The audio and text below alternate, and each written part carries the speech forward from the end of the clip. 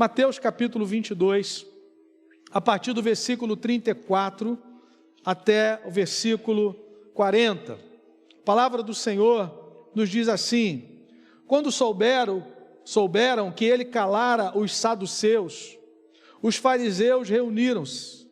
Um deles, doutor da lei, interrogou-o para colocá-lo à prova: Mestre, qual é o maior mandamento na lei? Jesus lhe respondeu: amarás o Senhor teu Deus de todo o coração, de toda a alma e de todo o entendimento. Este é o maior e o primeiro mandamento. O segundo, semelhante a este, é: amarás o teu próximo como a ti mesmo. Toda a lei e os profetas dependem desses dois mandamentos. Que o Senhor nos abençoe com a leitura da sua palavra. Eu queria pensar, irmãos, nessa manhã, sobre qual é a relação da adoração com a missão da igreja no mundo.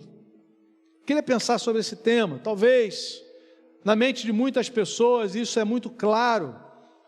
Nós já temos a convicção de que o nosso primeiro chamado é a adoração. Nós fomos criados para adorar a Deus. Mas infelizmente os nossos pais romperam com Ele, nós fomos expulsos da presença dEle, mas em Cristo Jesus, esse propósito é restabelecido no sangue de Jesus. A Bíblia diz que Deus reconcilia consigo mesmo os seus inimigos no sangue de Jesus. É interessante isso. É a primeira vez e única na história que a pessoa ofendida procura os seus inimigos e oferece reconciliação. Esse é o coração do Evangelho. A Bíblia diz que no sangue de Jesus, na morte do seu Filho, tão somente na morte de Jesus, nós podemos ser reconciliados com o Pai. Podemos ter comunhão novamente, porque foi para isso que nós fomos criados, para a adoração. O homem é um ser que foi criado para adorar a Deus.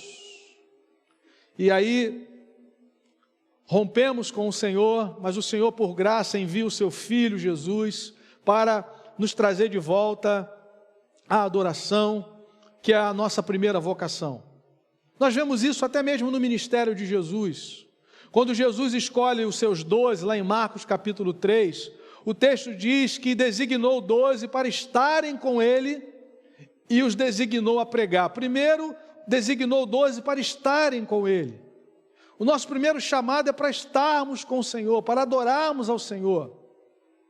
E a adoração não é uma parte do culto dominical, do culto semanal. A adoração é a nossa vida. A Bíblia diz: tudo o que fizerdes, seja em palavra, seja em ação, fazei tudo para a glória de Deus. Adoração diz respeito a tudo o que fazemos. Onde estamos, aonde vamos, fazendo o que estivermos fazendo, nós precisamos ter a consciência de que nós fomos chamados para a adoração ao Senhor. Adoramos a Deus com o trabalho, adoramos a Deus em família, adoramos a Deus com testemunho, adoramos a Deus com aquilo que Ele nos dá, reconhecemos a sua autoridade, a sua grandeza, a sua santidade, vida de adoração. Mas é interessante que o serviço, a missão, ela não está desconectada da adoração. Por isso que eu queria, nessa manhã, pensar na relação entre adoração e missão, porque talvez há pessoas que achem que a adoração é uma atitude de contemplação passiva do objeto da nossa adoração, que no nosso caso é o Deus Criador, Deus Todo-Poderoso, Pai do Senhor Jesus Cristo, Rei dos Reis, Senhor dos Senhores. Mas que essa atitude não tem nada a ver com a missão no mundo, que agora, também em Cristo, é uma nova missão, de fazermos discípulos de todas as nações, de vivermos o Evangelho e de proclamarmos esse Evangelho.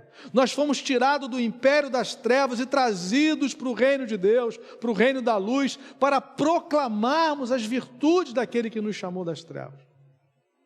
E quando nós lemos aqui, nesse texto, nosso irmão Érico tem falado dos mandamentos, né? Eu não vou entrar aqui nos mandamentos, isso é obra dele, né? Aqui está o resumo, né? Jesus resume aqui os 10 mandamentos em 2. Mas é interessante, nós percebemos essa conexão, a conexão entre adoração e serviço. A adoração da igreja tem a ver com seu amor ao Senhor, deve conduzi-la à missão, que é amar aqueles a quem o Senhor ama. Jesus faz essa conexão aqui. Em outras palavras, quem adora, serve. Quem adora vai estar engajado na missão, porque enquanto nós também estamos engajados na missão de Deus no mundo, nós estamos adorando ao Senhor. E é interessante que há um texto paralelo que vai nos ajudar a compreender isso, que é Lucas capítulo 10.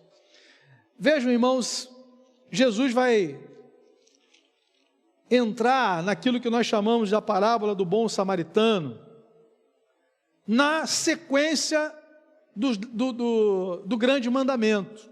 Lucas capítulo 10, versículo 25, é o texto paralelo de Mateus capítulo 22, e a palavra vai dizer o seguinte, Lucas 10, 25 em diante: então se levantou certo doutor da lei para colocá-lo à prova. Os irmãos viram que lá em Mateus 22, Jesus tinha respondido o questionamento dos saduceus em relação à ressurreição, né? Eles contaram aquela história de uma mulher que se casou com 7 irmãos e na ressurreição ela vai ser esposa de quem? Jesus diz, vocês erram porque vocês não conhecem a Escritura e nem o poder de Deus.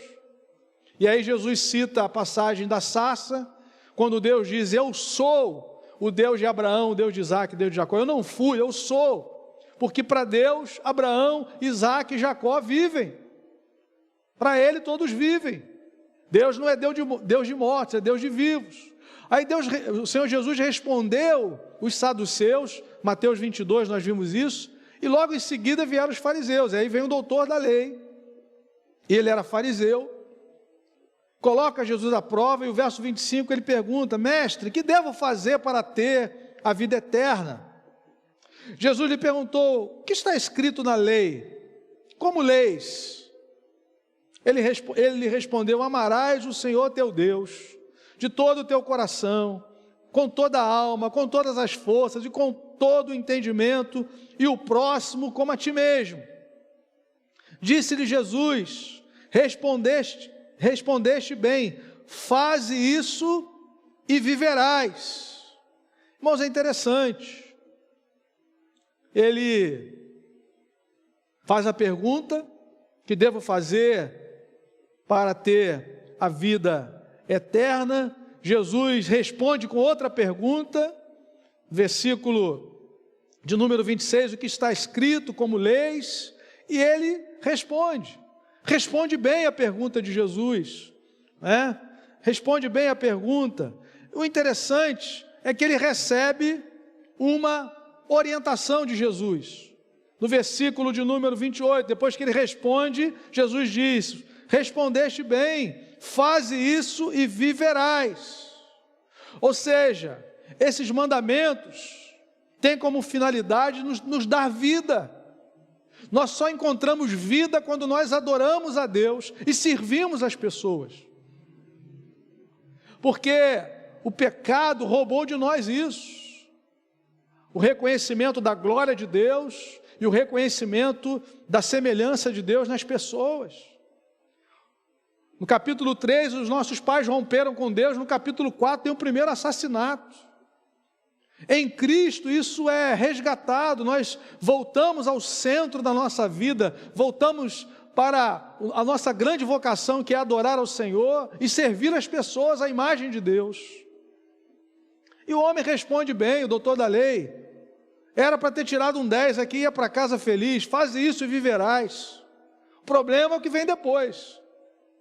Aí já entra a lógica da religiosidade.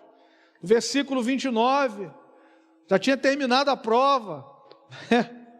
Me lembro da época de jovem, né, quando a gente terminava de fazer a prova, a gente caía naquela loucura de perguntar para o amigo que era mais inteligente da gente se a resposta nossa estava certa, né? Era só acabar a prova e ir para casa, né? Mas aí, como é que você respondeu a 4?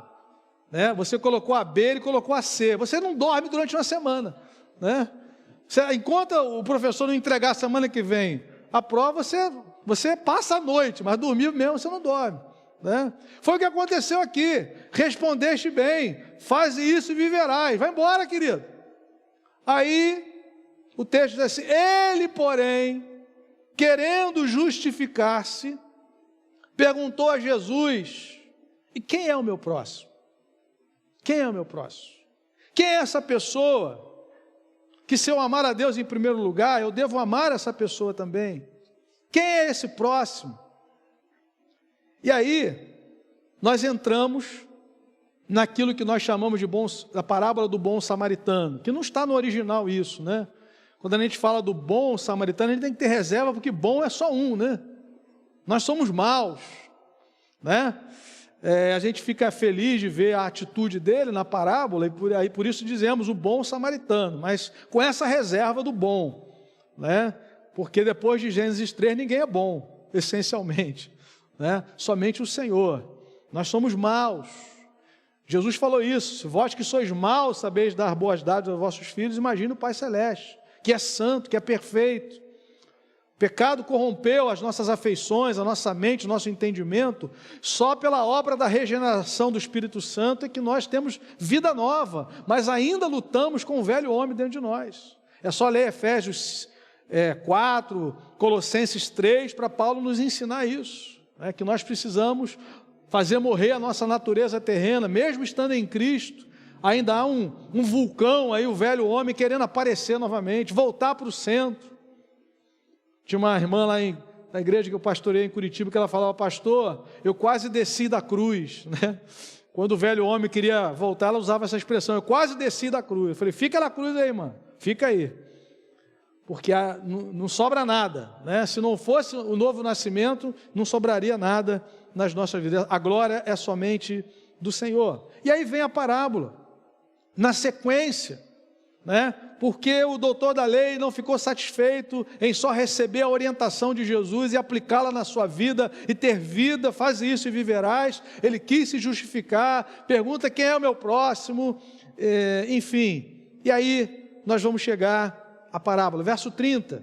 E Jesus lhe respondeu: um homem descia de Jerusalém para Jericó. Perceba isso, ele descia de Jerusalém para Jericó e caiu na mão de assaltantes, que o roubaram e depois de espancá-lo foram embora, deixando-o quase morto. Veja o que Jesus, lá no início, né, no primeiro século, falando de assaltantes. Deve ser ruim morar num lugar onde tem assaltante, né, irmão? Deve ser complicado, né? Mas Jesus já está dizendo aqui: olha, essa estrada é uma estrada perigosa. O sujeito desce de Jerusalém para Jericó, há assaltantes no caminho. E ele espanca esse homem, certo homem que desce, e deixa-o quase morto. Por acaso, um sacerdote, perceba, um sacerdote, descia pelo mesmo caminho, e vendo-o, passou de longe. De igual modo, também um levita chegou àquele lugar e quando o viu, passou longe. Então veja, irmãos, sacerdote e levita, o que esse pessoal está fazendo descendo de Jerusalém para Jericó, se os interesses de Deus estão lá em Jerusalém? Eles servem a Deus no templo, tanto um quanto o outro. Os interesses de Deus estão em Jerusalém, do reino, eles estão descendo para Jericó. É curioso a gente pensar isso, né? Mas um samaritano, verso 33, que ia de viagem, aproximou-se e vendo-o, encheu-se de compaixão e chegou perto dele, enfaixou suas feridas, aplicando-lhes azeite e vinho e pondo sobre a sua própria montaria, levou para uma hospedaria e cuidou dele. No dia seguinte, pegou 2 denários, entregou-os ao hospedeiro e disse: cuida dele. Quando voltar, te pagarei tudo o que gastares a mais. Qual desses 3 te parece ter sido próximo do que caiu na mão dos assaltantes? O doutor da lei respondeu: aquele que teve misericórdia dele. Então Jesus lhe disse: vai e faze o mesmo. Para que serviu essa parábola, amados irmãos? Eu creio que serviu para duas realidades. A primeira delas, para Jesus mostrar ao doutor da lei quem era o seu próximo. Ele não queria saber quem era o próximo. Os irmãos percebam que no versículo 37 e no versículo 28, Jesus fala a mesma coisa: vai e faze isso e viverás. Vai e faz o mesmo. Mas como ele quis uma questão a mais, né, já tinha respondido bem, mas ele quis avançar: quem é o meu próximo? Aí Jesus conta essa parábola. Quando Jesus começa a parábola, ele inicia com um homem que descia de Jerusalém para Jericó. Caiu na mão de assaltantes, que o roubaram, espancaram e deixaram quase morto. Percebam que Jesus, quando vai falar daquele que socorreu, do socorrista, ele diz que era samaritano. Mas quando diz que o homem descia para Jerusalém, não falou a nacionalidade. Certamente, na mente do doutor da lei, esse homem é um judeu. É um judeu, descendente de Abraão, né? Temente a Deus, filho dos profetas. Porque na cabeça dele só há judeu. O que não é judeu é cão, né? O que não é judeu é... Esses religiosos, eles acordavam de manhã, agradeciam o Senhor: obrigado porque eu não nasci nem mulher, nem gentio, nem samaritano. Era a oração deles. Eles se perderam no meio do caminho, se perderam com os privilégios de ser um povo separado para servir a Deus, para abençoar as nações, perderam isso de vista.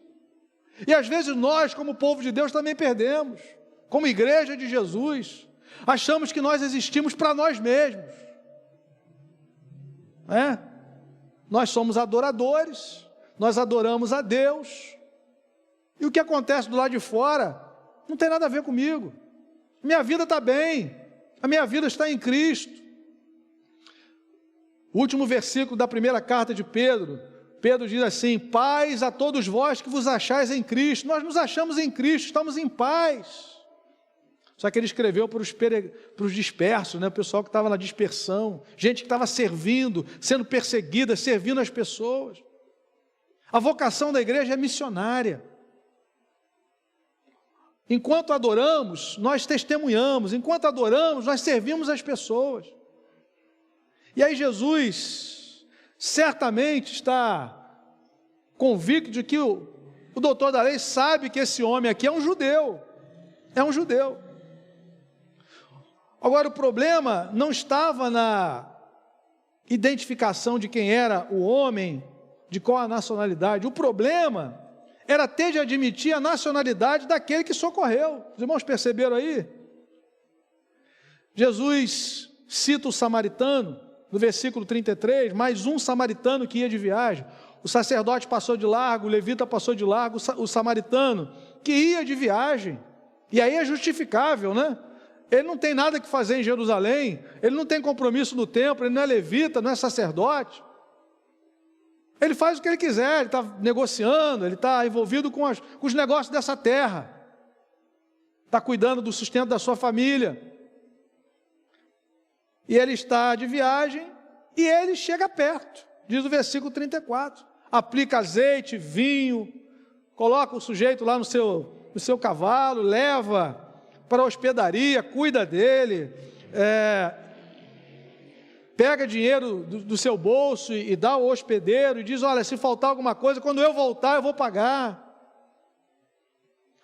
Aí Jesus pergunta no versículo 36, qual desses três te parece ter sido próximo do que caiu na mão dos assaltantes? Qual dos três? Qual era a resposta? Ele poderia dizer assim: ó, não foi nem o sacerdote, nem o levita, foi o samaritano. Mas faz ele dizer isso. Tira do coração dele isso. Coloca na boca dele essa palavra samaritano. Percebe, irmãos? A resposta desse homem é assim: aquele que teve misericórdia. Aquele que teve misericórdia. Não é surpreendente isso? Irmãos, Quem adora a Deus não faz acepção de pessoas. Quem adora a Deus não despreza pessoas que foram criadas à imagem e semelhança do Senhor, seja quem for. Nós temos visto em ebulição nos nossos dias um movimento sobre isso, sobre que vida importa e qual vida não importa, mas para Deus as vidas importam. É inconcebível alguém que adora a Deus fazer acepção de pessoas, ser racista, ser pecado diante do Senhor. Primeiro, pela dignidade da criação. Percebam, Tiago capítulo 3, como a Escritura vai nos falar sobre isso. Tiago capítulo 3, versículos 9 e 10, a palavra diz: com a língua bendizemos o Senhor e Pai, e com ela amaldiçoamos os homens feitos à semelhança de Deus. Como é que pode isso? Aí Tiago diz no verso 10, da mesma boca procedem bênção e maldição. Meus irmãos, isso não deve ser assim. Por quê? Porque nós não podemos amaldiçoar as pessoas que foram feitas à semelhança de Deus. É inconcebível com a fé cristã. Nós não precisamos abraçar nenhum movimento atual para crer nessa verdade, porque ela está na Escritura, é revelação de Deus. Ele não consegue dizer o samaritano, porque há coisas no seu coração que não agradam a Deus, não agradam a Deus. Mas nós não podemos entrar por esse caminho. Nós fomos chamados para amar a Deus e amar as pessoas, para a glória do Senhor. Essa parábola serviu para isso, para mostrar para ele quem é o próximo. Nós não podemos fazer acepção de pessoas nem pela dignidade que há na criação e nem pela grandeza da obra da regeneração, da justificação. Gálatas capítulo 3, o apóstolo Paulo vai dizer isso, Gálatas 3, 26 em diante. Por que um cristão não pode fazer acepção de pessoas? Por que um cristão não pode ser racista? Por que um cristão não pode desprezar o estrangeiro? Não pode se colocar numa posição de superioridade, achando que é melhor do que alguém? Verso 26, por causa da obra da regeneração, da justificação em Cristo. Pois todos vós sois filhos de Deus, aqui não é universalismo não, todos vós sois filhos de Deus pela fé em Cristo Jesus. Há uma condição aqui para ser filho de Deus. Algumas pessoas estão enganadas com essa falsa teologia do universalismo, ou seja, no final toda a gente vai ser salva, todo mundo vai ser salvo. Não, querido, se isso fosse verdade, Deus pouparia o seu filho. A Bíblia diz que Deus não poupou o seu filho, mas entregou-o por nós, porque ele é o único meio de salvação. A palavra diz, pois todos vós sois filhos de Deus pela fé em Cristo Jesus. A salvação é pela graça de Deus, mediante a fé em Jesus Cristo. Paulo está escrevendo a uma igreja cristã, ou a igrejas, as igrejas da Galácia. Do verso 27, porque todos vós que em Cristo fostes batizados, vos revestiste de Cristo. Não há judeu nem grego, não há escravo nem livre, não há homem nem mulher, porque todos vós sois um em Cristo Jesus. E se sois de Cristo, então sois descendência de Abraão e herdeiros conforme a promessa. Amém, queridos?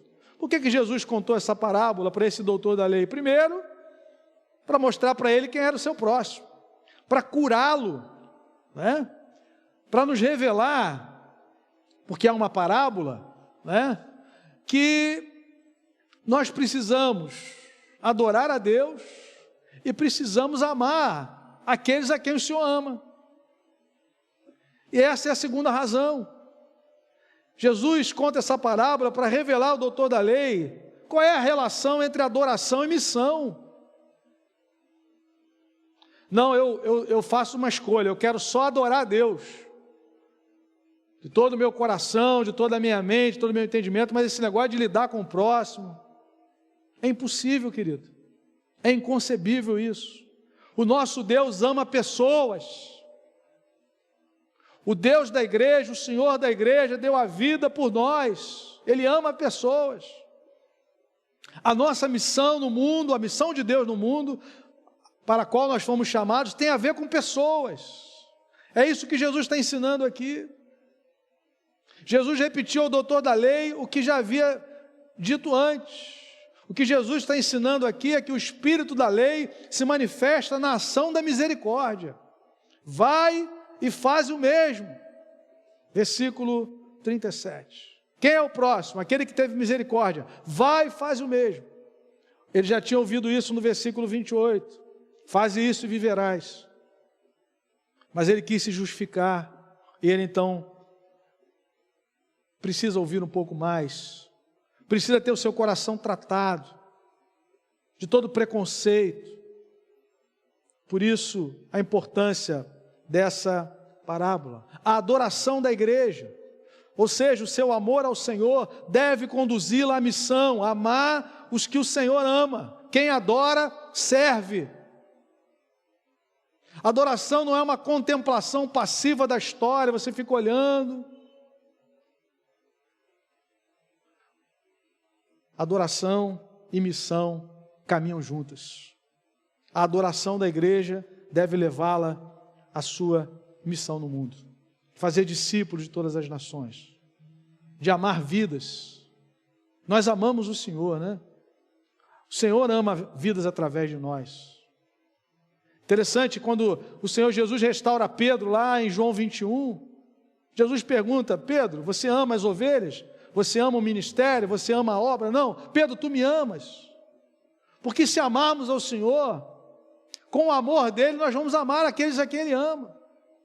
Paulo diz aos Romanos que o amor de Deus é derramado dos nossos corações pelo Espírito Santo que nos foi dado. É o Senhor quem ama através de nós. Agora é impossível nós amarmos a Deus, estarmos comprometidos com o grande mandamento e não estarmos comprometidos com a grande comissão. O grande mandamento que nós estamos vendo aqui nesse texto, de Mateus 22 também, nos conduz à grande comissão. Cuidar de gente, gente que está à beira do caminho, gente sem esperança, gente que está amedrontada, gente que está aterrorizada nesses dias. Enquanto nós estamos aqui, irmãos reunidos e os irmãos em casa orando, há muitas pessoas pensando em dar cabo da sua vida. Há pessoas que perderam a esperança nesse tempo. Muitas estão enfraquecidas, fragilizadas. E nós precisamos nos colocar diante do Senhor como igreja. Não podemos passar de largo. Nós precisamos nos compadecer. A Bíblia diz que quando Jesus olhava para as multidões, ele se compadecia delas. Estavam aflitas e exaustas como ovelhas sem pastor. Há muita gente assim nesse tempo. Mas Jesus é o pastor que pode cuidar da sua vida. E Ele quer usar a sua igreja. A igreja que crê no grande mandamento precisa viver debaixo desse amor a grande comissão, em nome de Jesus. Quero concluir essa mensagem olhando com os irmãos o texto que vem logo a seguir.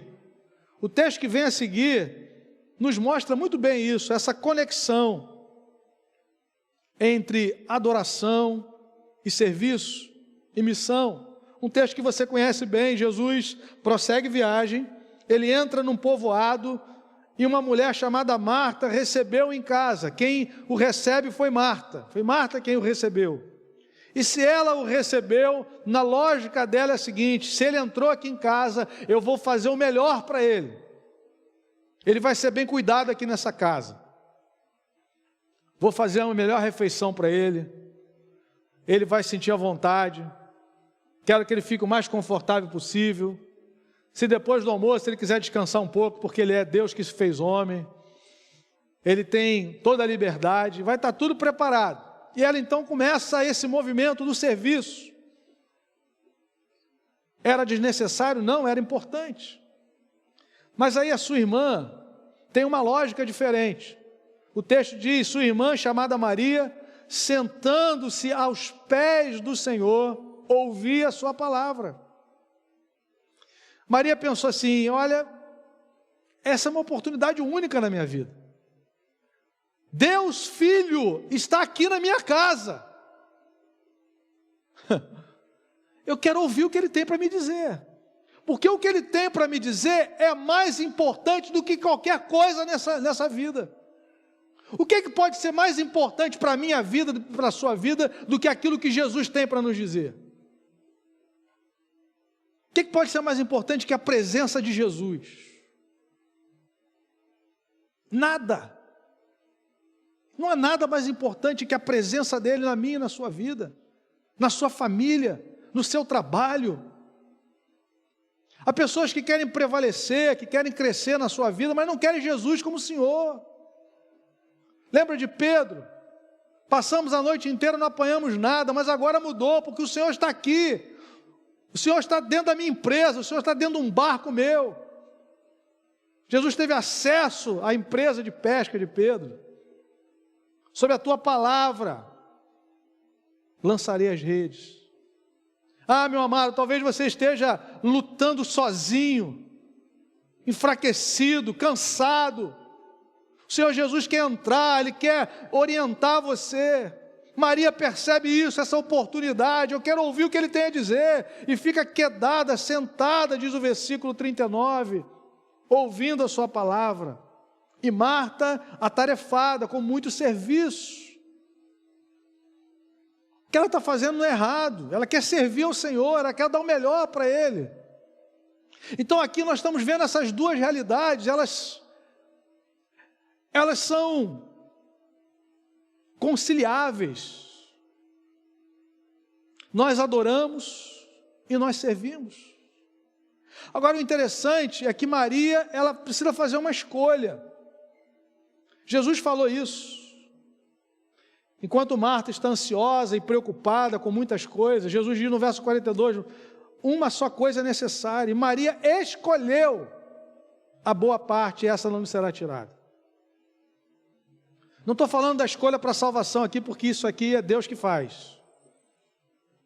Mas a escolha de uma vida de consagração. Agora somos livres em Jesus. O caminho natural seria, ela também está envolvida em muitas atividades, mas ela fez uma escolha. Qual é a escolha que nós temos feito, já como cristãos salvos em Jesus pela graça? Repito, essa escolha não é a escolha para a salvação. Deus é quem nos escolheu em Jesus. Isso é obra de Deus. A regeneração é obra do Espírito. A fé vem pelo ouvir e ouvir a palavra de Deus. A fé vem pelo ouvir, ela é de fora. Deus, por graça, um dia nos alcançou. Pela pregação do Evangelho, nos chamou ao arrependimento, produziu em nós o arrependimento, fé. Nascemos de novo. Foi um ato de Deus, a regeneração é um ato de Deus, mas se estabeleceu um processo de santificação diária, de crescimento diário, de comunhão, e isso é escolha, querido. O caminho natural era Maria estar envolvida com muitas coisas. No final do dia, quando Jesus fosse embora, elas estariam cansadas, felizes, mas cansadas. E depois uma ia perguntar para a outra, e aí, o que ele falou com você? Não deu tempo, eu não consegui ouvir, não.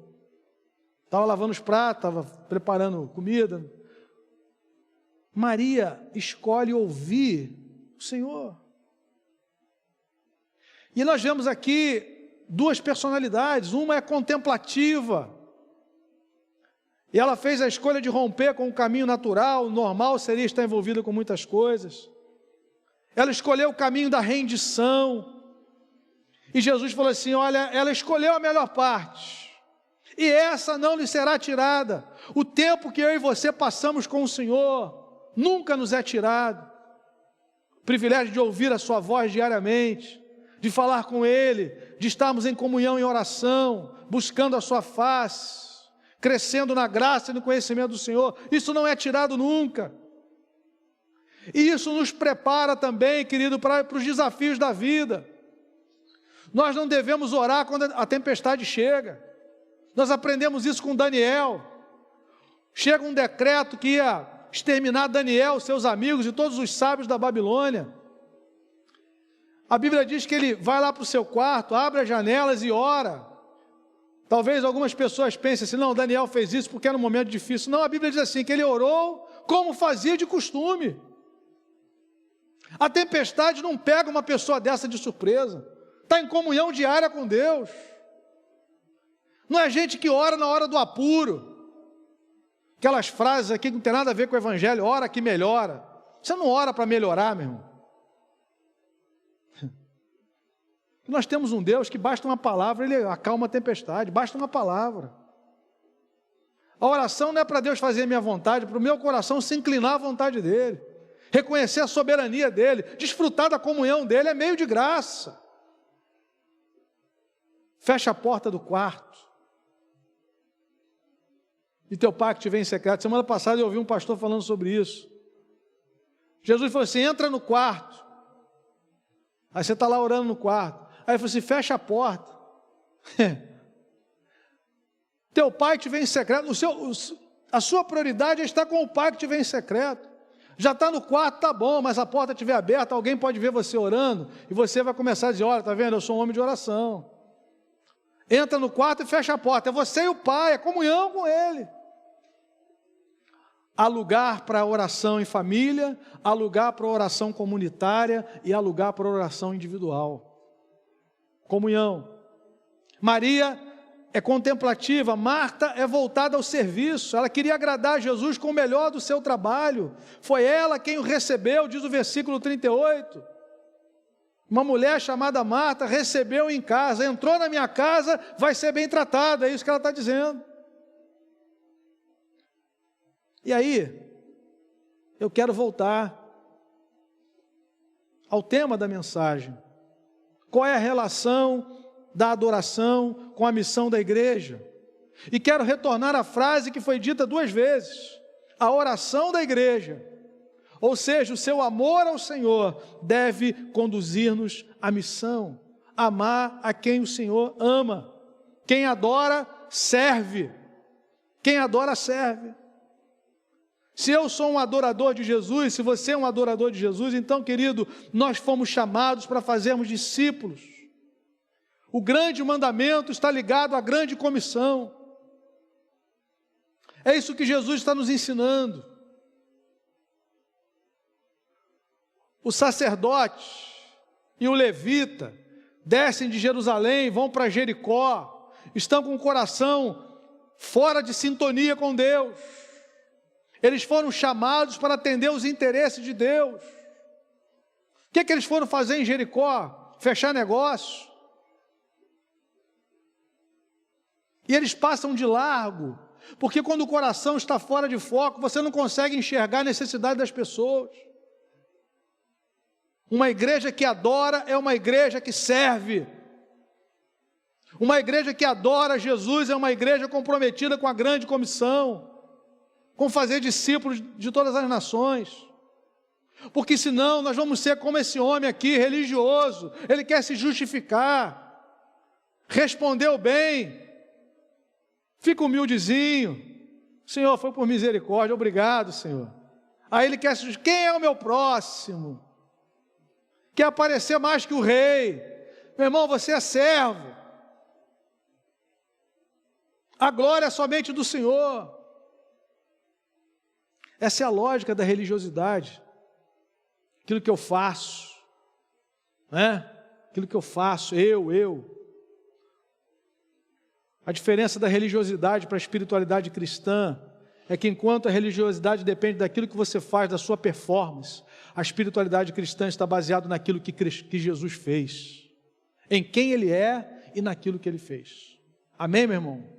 Por que eu e você estamos seguros? Nós estamos seguros em quem Jesus é e naquilo que Ele fez por nós. Nada pode nos separar do amor de Deus que está em Cristo. É nesse amor que nós estamos seguros. É na presença de Jesus que nós estamos seguros. Que nessa manhã nós possamos entender que quem adora a Deus serve as pessoas. A nossa vida é vida de adoração, fomos chamados para adorar. O Pai procura adoradores, e nós só podemos adorar por meio de Jesus. A Bíblia diz que nós só podemos entrar na presença de Deus pelo sangue de Jesus. Por meio de Jesus ofereçamos a Deus sacrifício de louvor, que é fruto de lábios que confessam o seu nome, por meio de Jesus. Sem Jesus a adoração é rejeitada, porque Jesus é o Cordeiro Santo de Deus. Nós somos aceitos pelo Pai por conta da obra que Jesus fez, do seu sacrifício perfeito, único, eterno. Se refugie no sangue de Jesus, adore a Deus por meio de Jesus, porque Ele é o único mediador entre Deus e os homens, mas sirva as pessoas à imagem dEle, sirva, que não passemos de largo, que sejamos instrumentos de cura. Vejam, os recursos desse homem foram colocados a favor do reino de Deus. Ele coloca a sua montaria, aqui na linguagem do texto, da Almeida, século 21. Ele aplica azeite e vinho, que era para ele, para ser consumido na sua viagem. Ele tira do recurso do seu bolso e coloca lá à disposição e diz para o hospedeiro: olha, se faltar alguma coisa no retorno, eu te pagarei. Guarde isso, meu irmão. Recursos de Deus precisam ser aplicados na obra de Deus, no reino de Deus. Aquilo que Deus coloca na minha e nas suas mãos precisa ser colocado à disposição dEle. Davi diz isso lá em 1 Crônicas 29, ele agradece ao Senhor: Senhor, das tuas mãos nós recebemos e nós devolvemos. O problema é quando nós recebemos de Deus e retemos, não queremos colocar à disposição da obra, à disposição do reino de Deus. Mas o Senhor, como aquele homem disse, Ele nos diz: quando voltar, eu vou recompensar. Deus não é injusto para ficar esquecido do seu trabalho, meu irmão. Deus não é injusto, Hebreus 6,10 diz isso. Ele vai recompensar. Agora, nós somos servos pela graça, nós temos que celebrar isso.